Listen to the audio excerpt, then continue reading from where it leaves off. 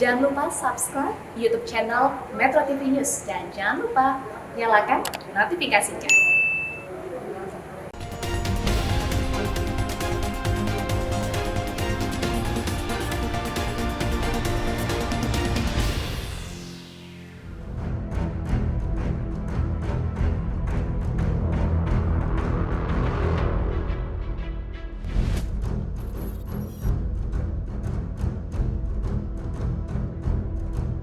Permasalahan sampah masih menjadi persoalan pelik yang dihadapi bangsa ini.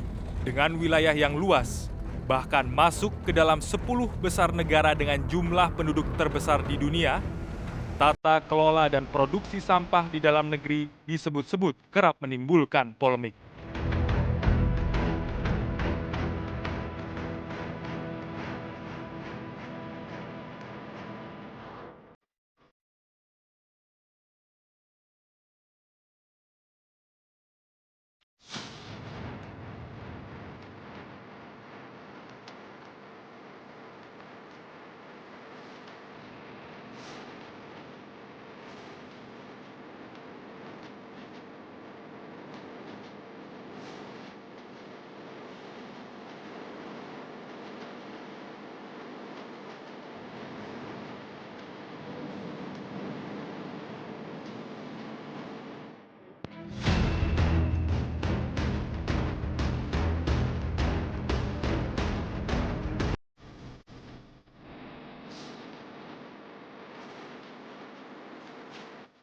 Di saat produksi sampah nasional terus meningkat, sayangnya tidak dibarengi dengan kapasitas lokasi penampungan sampah yang memadai. Alhasil, tidak sedikit tempat pembuangan sampah resmi di sejumlah daerah terancam penuh karena tidak sanggup lagi menampung volume kiriman sampah dari masyarakat. Itu sebabnya muncul sejumlah tempat penampungan sampah tidak berizin alias ilegal yang dikelola oleh perorangan demi meraup cuan.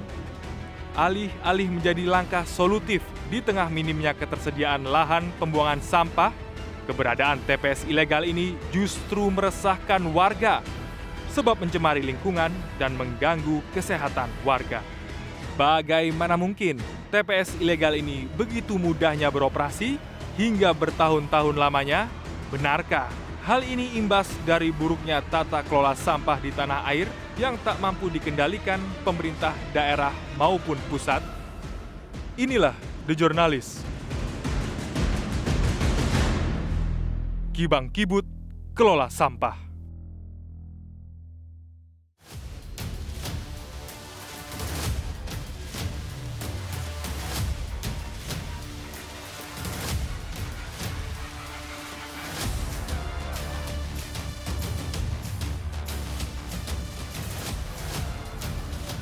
Sampah menjadi persoalan lingkungan yang sampai saat ini masih sulit dituntaskan. Hal ini dibuktikan dengan masih adanya temuan sejumlah TPS ilegal di beberapa daerah, salah satunya di Kabupaten Bekasi. Tingginya volume sampah harian masyarakat, serta terbatasnya kapasitas daya tampung tempat pembuangan akhir diyakini sebagai penyebab munculnya TPS ilegal.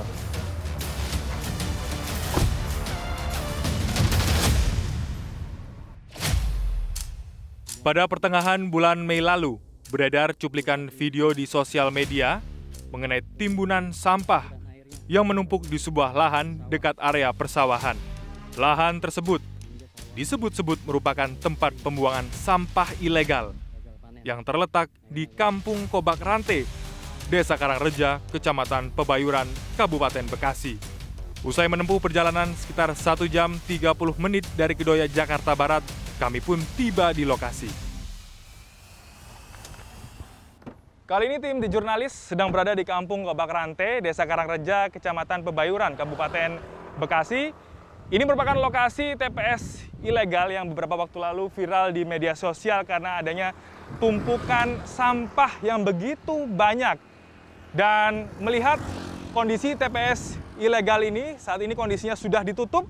Beberapa waktu lalu TPS ilegal ini sudah ditutup oleh pihak berwajib dan itu artinya tidak ada lagi aktivitas pembuangan sampah.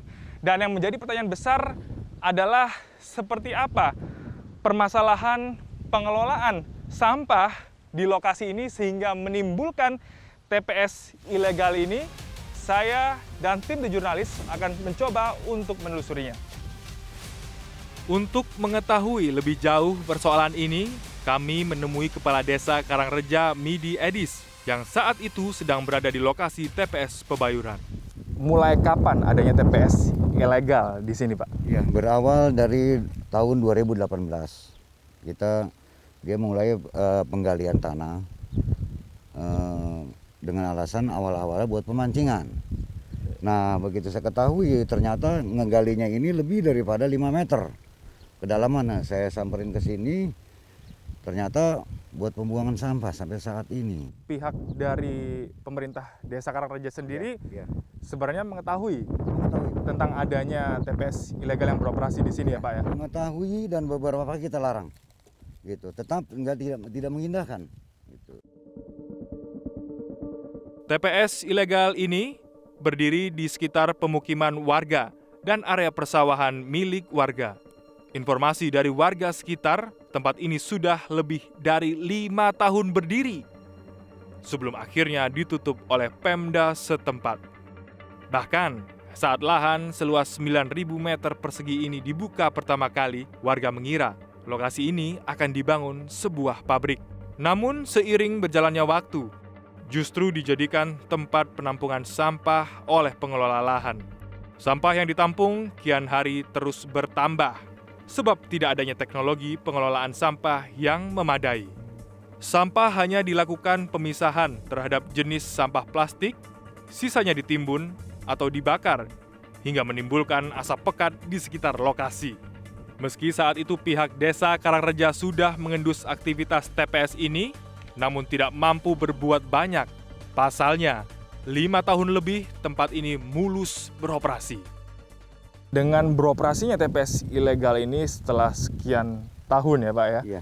Ini apakah ada laporan-laporan yang diterima oleh pemerintah desa terkait dengan dampak keberadaan TPS ilegal ini, Pak? Waktu itu saya baru mencalonkan, tapi ada di Sekdes, dia minta SKDU, surat keterangan izin usaha. Penyortilan aja, bukan seperti ini yang diduga. Ini sumpah dari perumahan, bukan limbah industri. Makanya kayak begini cepat gudaknya dan mengandung racun lah. Meski seluruh aktivitas di TPS ini telah ditutup, aparat kepolisian masih terus mendalami kasus tersebut. Dari informasi yang tim jurnalis terima, TPS ilegal Pebayuran selama ini dikelola oleh Wiryo Hadistribara yang berprofesi sebagai pemulung. Saat ditemui, Wiryo nekat mengelola lahan tersebut karena desakan ekonomi. Awal mulanya TPS ini beroperasi itu seperti apa sih, Pak? Ya, awal mulanya karena saya itu pemulung, Pak, tukang sampah gitu ya. Saya berpikir kalau saya mulung kan banyak jalan, jadi capek. Ada yang nawarin mau nggak ngangkat sampah. Saya berpikir iya juga lah, saya bawalah ke sini. Jadi di sini kan berangkatnya sekali, saya bawa, saya pilih gitu kan. Yang laku saya pisahin, yang nggak laku ya saya buang lah di sini. Jadi sebenarnya pemilik lahan, pemilik resmi lahan itu siapa, Pak? Jadi yang punya emang Pak Wahyu. Awalnya kan empang, rawa-rawa, kandang ayam gitu. Jadi saya sekian tahun itu merawat kan butuh makan, butuh nafkahin keluarga.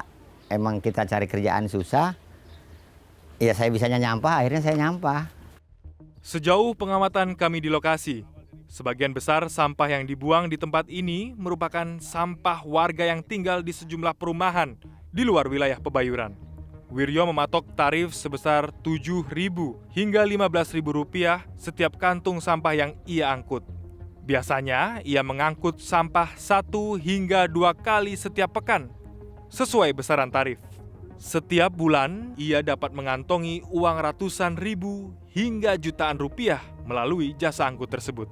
Keuntungan tersebut belum termasuk keuntungan memilah sampah yang memiliki nilai ekonomi, seperti sampah plastik. Meski begitu, keberadaan tempat pembuangan sampah ini justru mendapatkan penolakan dari masyarakat karena menimbulkan aroma yang tidak sedap.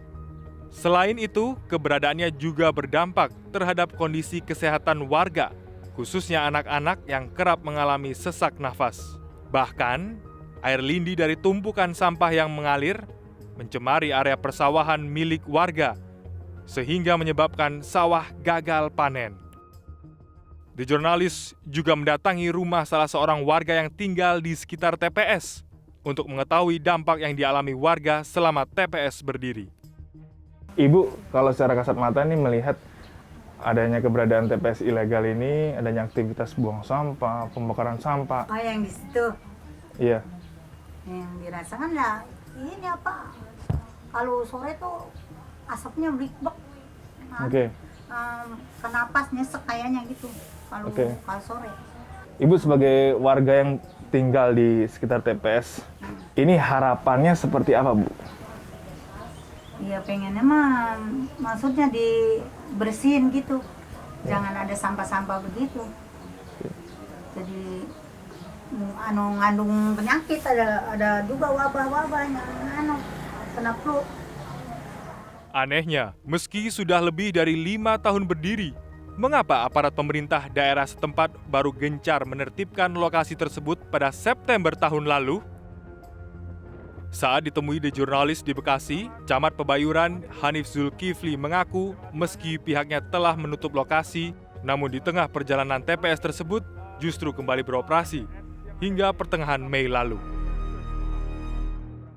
7 bulan yang lalu, ya, dengan ada pengaduan masyarakat dan begitu dilihat ke lokasi benar, ini tempat pembuangan sampah ilegal ditutup. Ya, 7 bulan yang lalu dulu, di bulan September kalau nggak salah 2021, ya, sekaligus dengan hari kebersihan, ya, hari kebersihan sedunia pada saat itu ditutup. Nah begitu udah ditutup, ya, namanya istilahnya masyarakat oknum terutama di sini, ya, dicabut, ya, dibuka, gitu. Akhirnya beroperasi lagi. Nah setelah beroperasi lagi kurang lebih sampai dengan bulan Mei saat ini ada pengaduan lagi masyarakat. Nah yang sangat berbahaya yang diadukan adalah sawah di sekitar tempat pembuangan sampah ini gagal panen. Kita akan kembangkan. Begitu ini terjadi ternyata memang ada pencemaran lingkungan, bukti dari lab, maka ini masuk kasus pidana.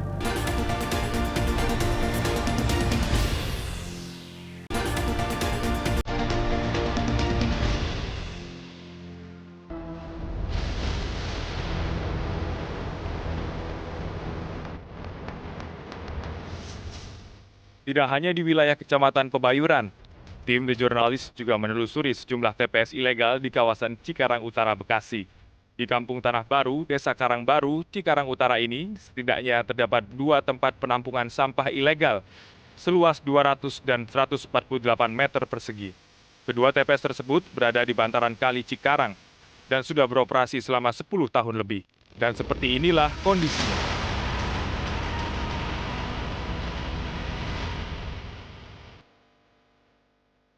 Di lokasi kami menemui Komarudin Ambarawa, Kepala Desa Karangbaru. Apakah memang pemerintah desa sendiri mengetahui atau tidak, Pak, terkait dengan keberadaan TPS ilegal ini? Sudah sejak lama, kisaran 10 tahun lah kurang lebih. Ya, ini dimiliki oleh lahan pribadi, ya, pemilik pengusaha kontrakan yang memang di plot pembuangan tempat sampah akhirnya di sini, ya. Dan ini dari pihak pemerintahan desa sudah dari awal mengetahuinya dan bahkan sudah melayangkan surat untuk dilakukan langkah penanganan dan pengolahan secara baik dan benar menurut aturan yang ada. The Jurnalis juga menelusuri lokasi lain di bantaran Kali Cikarang ini. TPS ilegal ini lokasinya berdekatan dengan pemakaman umum. Minimnya ketersediaan lahan dan tempat penampungan sampah resmi di kawasan ini memicu munculnya TPS ilegal. Kasak kusuk yang beredar di kalangan warga, keberadaan TPS ini berdiri atas kesepakatan sejumlah warga. Melihat kondisi TPS ilegal yang berada di lokasi ini juga memang berdekatan dengan sejumlah rumah warga dan tentunya akan menimbulkan dampak kepada aktivitas warga di sekitar sini. Dan saat ini sudah bersama saya. Selamat sore Pak Redi. Selamat sore Pak. Pak Redi, ini kan melihat kondisi rumah Pak Redi yang berdekatan langsung nih Pak dengan TPS ilegal di sekitar sini. Ini sejauh ini Pak, apakah ada dampak yang dirasakan langsung oleh Pak Redi? Sebenarnya ada. Apabila sampah dibakar, saya kan kena dampaknya asap. Terus kalau saya larang, saya rasa nggak enak juga karena ini warga memang nggak punya tempat atau lahan pembuangan sampah. Jadi harapan saya bagi pemerintahan Desa Karangbaru atau Pemda setempat, tolong ditangani tentang sampah ini agar bersih dan nggak kena dampak. Salah satunya ya penyakit lah gitu Pak. Untuk mencari tahu mengapa tata kelola sampah di Kabupaten Bekasi begitu buruk, The Jurnalis mengkonfirmasi persoalan tersebut ke Dani Ramdan, penjabat Bupati Bekasi. Menurut Dani Ramdan, pergantian pimpinan daerah sebanyak 5 kali dalam kurun waktu 5 tahun terakhir sangat berpengaruh pada kinerja birokrasi dan berdampak pada lambannya penanganan sampah di kawasan ini. Nah, ini bagaimana pendapat atau tanggapan dari Pak Dani Ramdan selaku penjabat Bupati ini, Pak?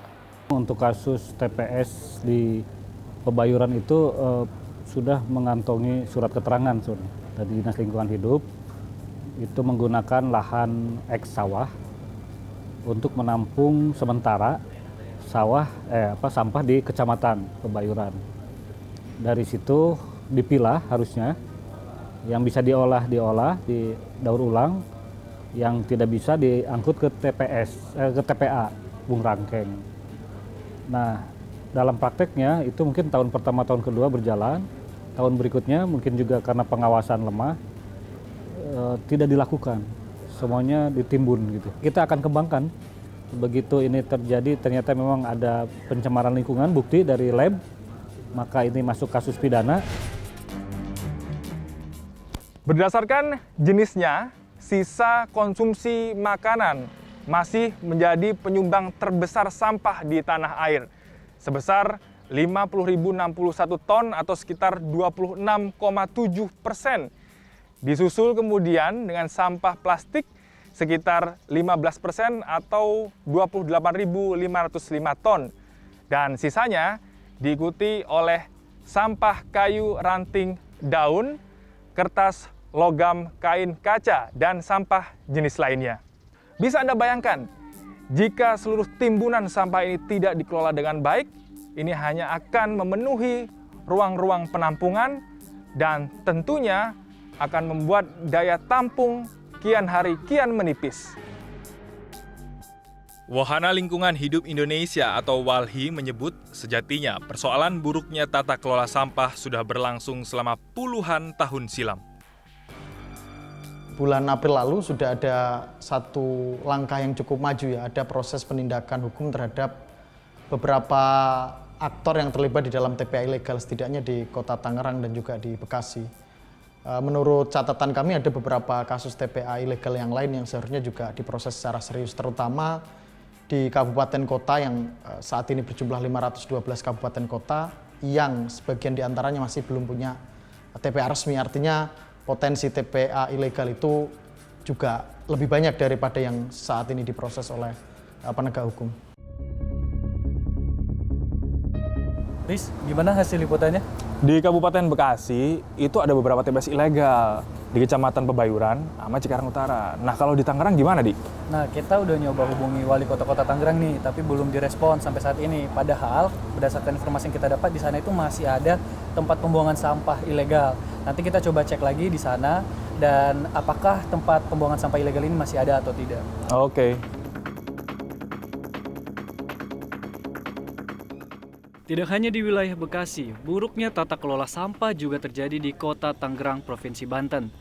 Semakin menipisnya volume daya tampung TPA Rawakucing, disebut-sebut memantik munculnya tempat pembuangan sampah ilegal di kawasan Kota Tangerang. Bahkan, sejumlah TPS ilegal sudah bertahun-tahun beroperasi. Keberadaannya kini mulai meresahkan masyarakat karena berdiri di kawasan permukiman warga. Nah, sekarang kita dalam perjalanan menuju ke tempat pembuangan sampah sementara di Kedaung Baru. Dan kalau kita lihat di map, titiknya ini kalau dari tempat kita sekarang 270 meter. Dan kaca mobil sudah kita buka dan sudah mulai tercium bau dari TPS Kedaung Baru ini.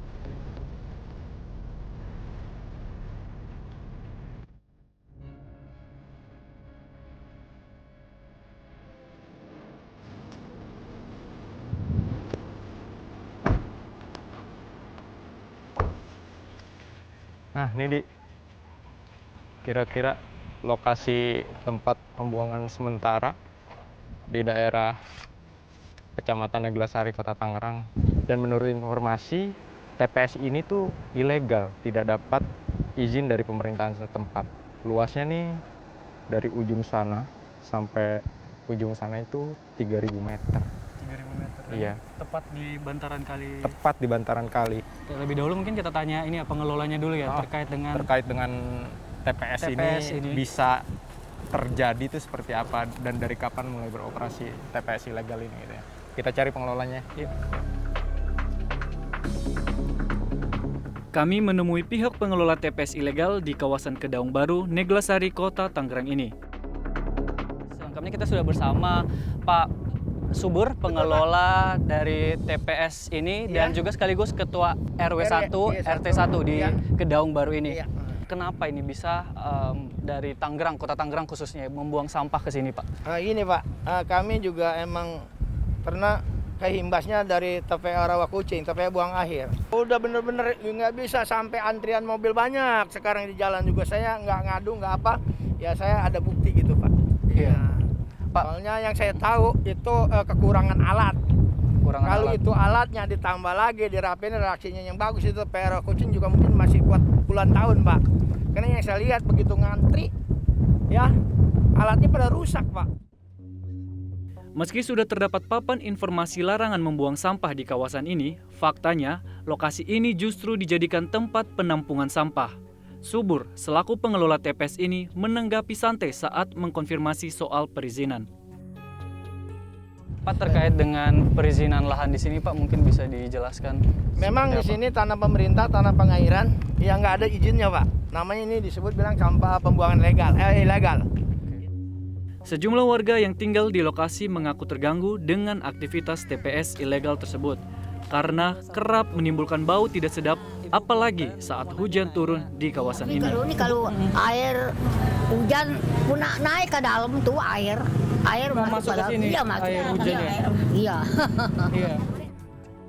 Lokasinya yang berada di bibir sungai membuat tumpukan sampah yang berada di sekitaran seringkali terjatuh ke aliran sungai dan terbawa dari Bogor hingga ke Tangerang. Menurut informasi warga sekitar, sampah-sampah tersebut hanyut terbawa aliran sungai Cisadane hingga membentuk pulau sampah.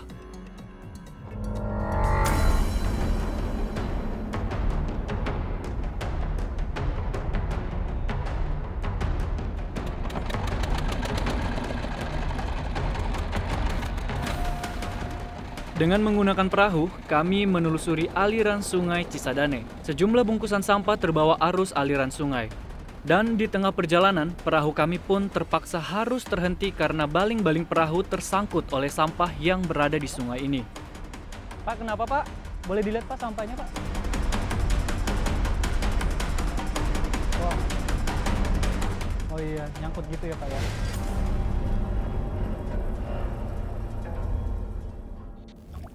Jadi inilah contoh sampah yang memang kalau kita lihat sangat banyak ini di dalam di bantaran Sungai Cisadane ini. Berdasarkan informasi yang kami dapat dari Tim Koordinasi Nasional Penanganan Sampah Laut tahun 2020, lebih dari 520.000 ton sampah yang berada di Laut Indonesia. Ini kita sudah menyusuri bantaran Sungai Cisadane dan kalau kita lihat di sini memang banyak sampah. Mbak, tadi dari hasil pengambilan gambar, sampah apa saja Mbak yang kelihatan Mbak? Yang terlihat sih tadi saya lihat ada sampah kayu dan sampah plastik yang paling banyak. Sayangnya, saat ingin mengkonfirmasi persoalan tata kelola sampah di wilayah ini, Wali Kota Tangerang Arief Wismansyah sulit ditemui. Surat permohonan wawancara yang diajukan The Journalist beberapa waktu lalu ditolak. Kami sudah mencoba mengirimkan surat dan berkomunikasi langsung dengan pihak Wali Kota Kota Tangerang. Namun sayangnya, Wali Kota Kota Tangerang Arief R. Wismansyah menolak dan tidak memberikan statement apapun.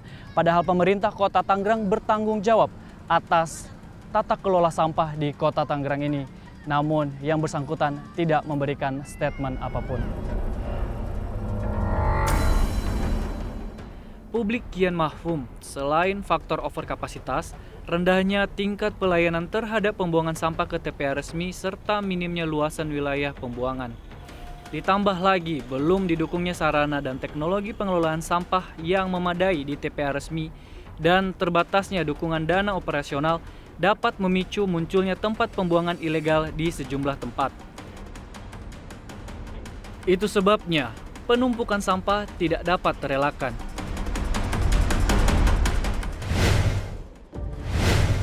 Walaupun kita sudah hampir tiap minggu itu 3 kali penyuluhan ke lapangan, tapi untuk menyadarkan itu memang perlu waktu.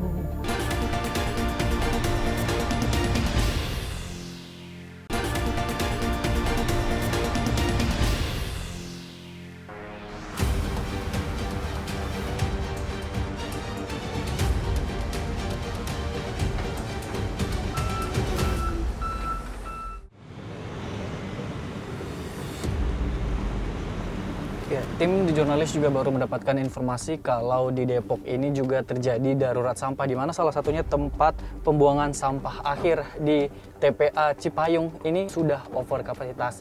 Dan sekarang tim The Journalist akan melihat langsung bagaimana kondisi di TPA Cipayung.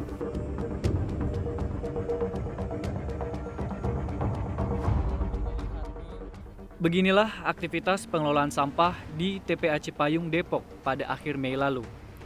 Armada pengangkut sampah hilir mudik tak berhenti membawa sampah warga kota Depok. Sedikitnya lebih dari 1.000 ton sampah yang ditampung di TPA Cipayung ini setiap harinya. Namun, volume sampah di TPA Cipayung kini sudah over kapasitas. Kapasitas ideal TPA ini disebut-sebut hanya sebesar 1,3 juta kubik. Sementara, volume sampah hingga akhir Mei lalu telah mencapai 2,5 juta kubik.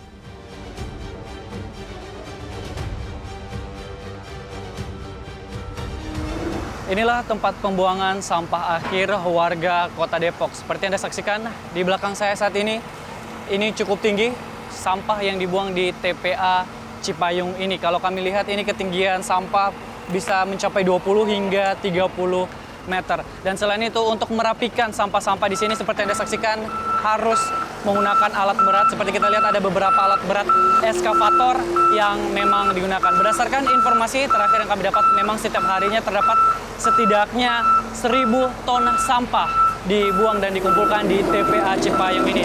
Dan untuk mengantisipasi ini memang dari pengelola mengatakan dan juga dari Dinas Lingkungan Hidup mengatakan bahwa akan memindahkan TPA ini di TPA Nambo yang berada di Bogor. Dan selain itu dari hasil pantauan kami, kalau kami melihat memang sampah-sampah yang berada di TPA Cipayung ini didominasi oleh sampah plastik yang berasal dari kota Depok.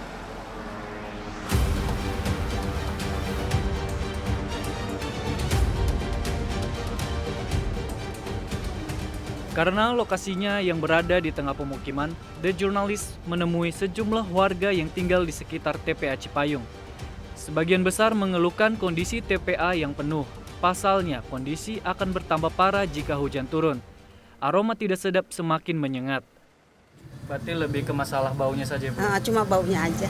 Dan setiap hari seperti ini, Bu? Iya, seperti ini. Siang malam ya bau begini.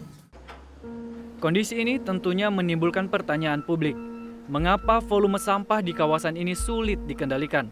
Apakah pengelolaan sampah sudah berjalan optimal? Kami menemui Kepala Dinas Lingkungan Hidup dan Kebersihan Kota Depok, Eti Suryahati. Menurut Eti, hampir di seluruh kabupaten kota di Indonesia menemui kendala dalam hal pengelolaan sampah. Jadi TPA Cipayung itu kan lebih kurang 11,8 hektar yang kita jadikan landfill. Ada sisa lebih kurang Total semuanya 17, ada sekitar 6 hektar yang kita kosongkan, tapi itu berbatasan dengan wilayah Pasir Putih, bukan masuk wilayah Cipayung yang kita amankan. Nah, untuk TPA Cipayung memang kita sudah overload, karena kita memang ke depannya mengembangkan untuk melakukan pemrosesan sampah akhir itu ke wilayah TPA regional. Karena kami sudah mencari tempat untuk pengolahan ya, bukan pembuangan, pengolahan sampah itu di wilayah Depok, semua masyarakat menolak dekat dengan TPAS. Sehingga kita mengharapkan, ayo nolak tapi olah dari rumah gitu. Sebenarnya Provinsi Jawa Barat sudah menyiapkan fasilitas untuk penampungan sampah dari Depok, itu di Nambo. Cuman mereka ada kendala dan belum beroperasional, walaupun kita sudah menunggu hampir 3 tahun kali untuk kita itu bisa menampung ke sana gitu. Itu yang sedang kita jajaki. Artinya di Depok sebenarnya sudah harus teknologi. Cuman untuk teknologi yang tepat, seperti Mas katakan tadi, hampir seluruh Indonesia, kota, kabupaten, ini sangat bermasalah dengan pengolahan sampah. Kita berharap sebenarnya ada pilot project yang dilakukan oleh Menteri PUPR atau Menteri KLHK yang nanti bisa kita lakukan penerapannya di wilayah. Karena terkait teknologi kan banyak yang harus terkendala, buangannya, ya kemudian prosesnya ramah lingkungan atau tidak. Nah ini kendala-kendala itu yang sering menjadi penghambat, terutama lahannya juga harus besar. Kalau di Nambo kan 50 hektar, kalau di sini 50 hektar habis kali Depok. Eti menambahkan salah satu upaya untuk meminimalisir terjadinya penumpukan sampah di TPA adalah dengan melakukan pemilahan sampah sejak berada di rumah. Faktanya, tingkat kesadaran masyarakat akan hal tersebut terbilang masih rendah. Begitulah konsepnya sebenarnya. Cuman tidak semua warga yang belum sadar ya. Walaupun kita sudah hampir tiap minggu itu 3 kali penyuluhan ke lapangan, tapi untuk menyadarkan itu memang perlu waktu. Terutama apabila pergantian RT, RW, ini kita harus mengulang lagi kegiatan penyuluhan agar apa yang sudah dijalankan tetap dipatuhi.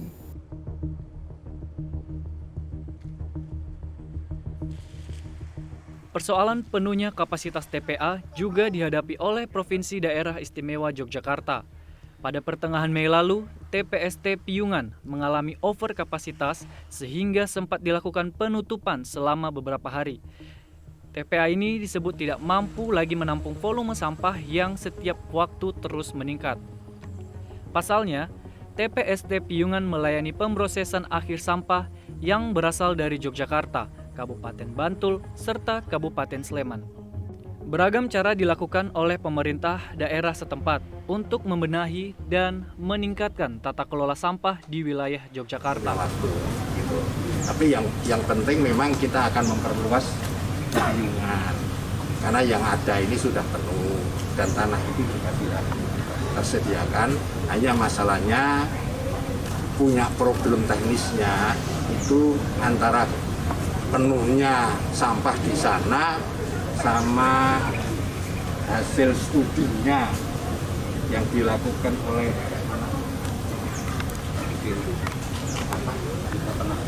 sama Bappenas sama Kementerian Keuangan.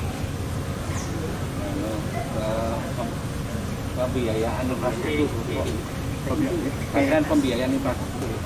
infrastruktur BUMN, pembiayaan infrastruktur sama Bappenas, ya kan, perlu waktu yang lebih panjang daripada kebaik sampah di sana kan gitu. Sampah yang menggunung selain memantik pencemaran lingkungan, secara tidak langsung juga menambah produksi gas metana dari sampah. Gas metana dapat memicu terjadinya ledakan, seperti peristiwa ledakan gunungan sampah TPA Cirendeu, Lewi Gajah, Cimahi, Jawa Barat pada 2005 silam. Saat itu, setidaknya 157 orang tewas tertimbun longsoran sampah akibat ledakan. Peristiwa ini seolah menjadi refleksi betapa buruknya tata kelola sampah di negeri ini saat itu. 4 kasus yang kami tanganin berkaitan dengan tempat pembuangan sampah ilegal ada di Kabupaten Bekasi dan juga ada di Kota Tangerang.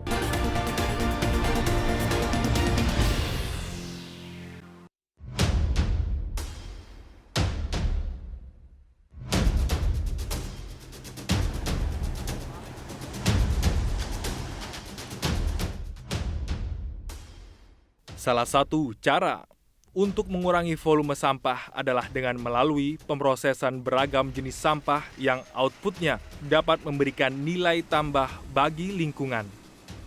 The Jurnalis juga menyambangi TPA Bantar Gebang untuk melihat sejauh mana pengelolaan sampah di TPA yang setiap harinya menerima 7.800 ton sampah per hari.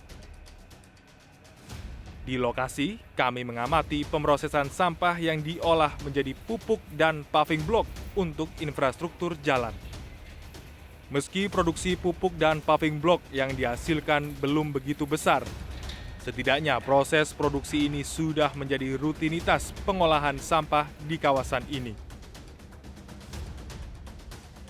Selain itu, timbunan sampah juga diolah menjadi energi listrik dengan memanfaatkan gas metana, gas yang dihasilkan dari gunungan sampah yang ditutup menggunakan geomembran. Gas tersebut dialirkan melalui pipa yang ditanam di area gunungan sampah dan dihubungkan ke generator untuk diolah menjadi energi listrik. Namun sayangnya, proses tersebut juga belum maksimal dilakukan. Asep Kuswanto, Kepala Dinas Lingkungan Hidup Provinsi DKI Jakarta, mengungkap jika kapasitas energi listrik yang dihasilkan masih kecil. Outputnya seperti apa, Pak? Implementasinya? Oke, kalau di TPS Bantar Gebang sendiri memang kita ada pengolahan sampah dengan RDF, ya LM. Nah, LM ini kami sudah berjalan, tapi memang kapasitasnya masih sangat kecil. Jadi kami menambang sampah lama untuk diolah menjadi RDF. RDF itu adalah bahan bakar pengganti batu bara yang sudah siap diterima oleh pabrik semen. Ini yang sedang kita coba kembangkan di Bantar Gebang. Dan di Bantar Gebang juga ada PLTSA Merah Putih, pembangkit listrik tenaga sampah, tapi memang kapasitas juga kapasitas kecil, baru 100 ton sampah per hari. Bila dibandingkan dengan 7.800 ton sampah yang masuk Bantar Gebang, fasilitas yang ada di Bantar Gebang saat ini memang masih sangat kecil. Dan kami pun akan meningkatkan, men-scale up lagi fasilitas-fasilitas tersebut, Mas.